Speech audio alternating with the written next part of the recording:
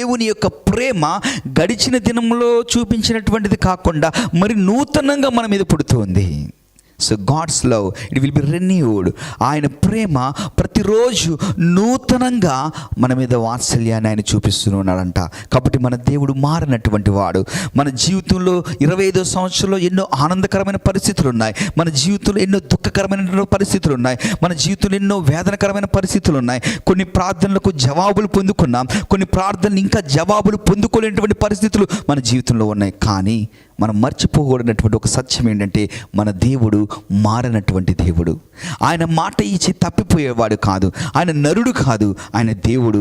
ఆయన అంటున్నాడు ఈ సంవత్సరం, నూతన సంవత్సరంలో మనతో మాట్లాడుతున్నటువంటిది ఏంటంటే, నేను ఒక నూతన క్రియ మీ ఎడల చేయబోతున్నాను.